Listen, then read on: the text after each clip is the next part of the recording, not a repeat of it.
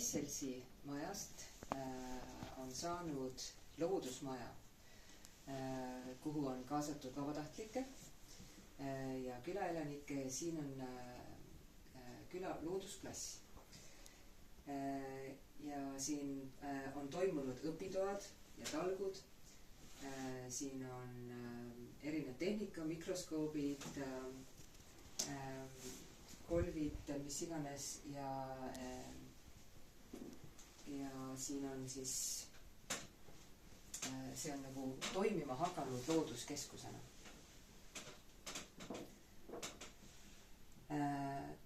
Siin käivad ka noored tüdrukud ja noored naised. Nad on õppinud siin majas tegema selliseid käsitöötegevusi, mida ei õpita koolis ja ka muid tegevusi. Merike on sügiseks saanud hakata siin kudumas käima ja on valmis saanud mitu vaipa.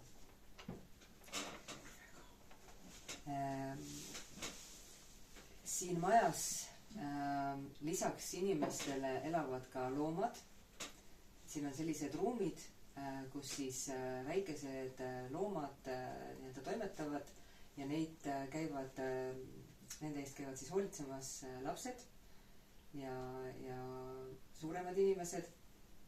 Ja need lapsed siis saavadki igapäevaselt näha, kuidas üks loom toimetab.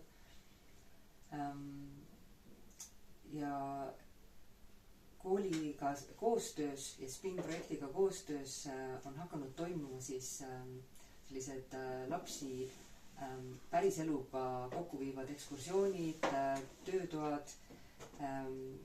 Telefoni kaudu võib-olla on ülesanne välja antud, lapsed on sellest haaratud aga põhifookus on selles, et lapsed õpivad selle tegevuse kaudu päriselu tegevusi ja ellujäämist.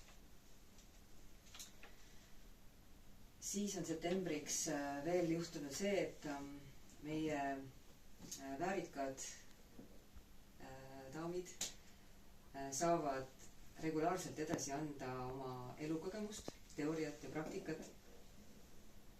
See meie maja on avatud, loodusele suunatud.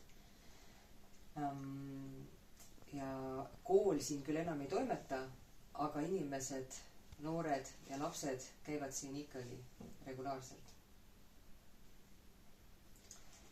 Toimuvad ka väljasõidud erinevatesse talumajapidamistesse, Sokale ja mujale.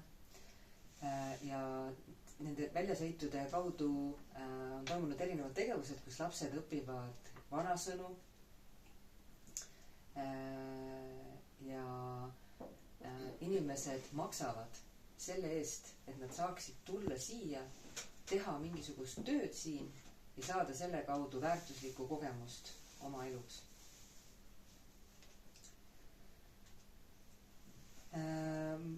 Siin käivad lapsed, näevad ja toimetavad ise siin Naisseltsi majas. Vanematel naistel olevad oskused, kangastelgedel kudumise, muud käsitööoskused on regulaarselt lastele edasi antud. Ja naistel on toimunud mitmeid väljasõite. Lisaks väljasõitudele on meil külas käinud ka muud naisseltsid, MTÜ'd ja seltsingud, kellele meeldib siin käia ja kellega meil on jagada oma väärtuslikku kogemust. Looduskeskus toimib siin. Esialgu on siin käima hakanud väiksemad lapsed ja meil on neile huvitavaid tegevusi siin pakkuda. Majal on perenaine, kes hoiab seda maja soojana. Siin toimib pidevalt käsitööring. Suuremad lapsed käivad siin ehteid meisterdamas ja muid tegevusi tegemas. Väiksemaid siis toovad emad siia oma tegevusi jälgima.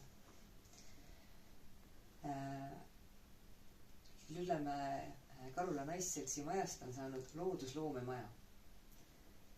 Siin elavad küülikud, hamstrid, siin käivad lapsed. Meil on oma talveaed, kus kasvavad taimed ja on võimalik lillede taimede eest hoolitseda seal lastel 1.–3. klassini. Meil on õue peal kasvuhoone, kus kasvavad tomatid.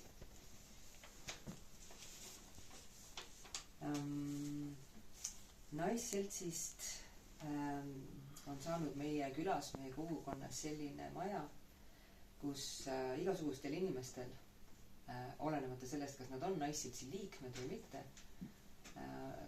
on võimalik käia ja turvaliselt ennast tunda siin. Nad teavad, et siia saab alati tulla, siin on soe, siin on keegi ees ootamas, keegi, kes on oma elutarkusega delikaatselt võib-olla võimeline nõu andma, juhendama, õpetama mingisuguseid uusi asju.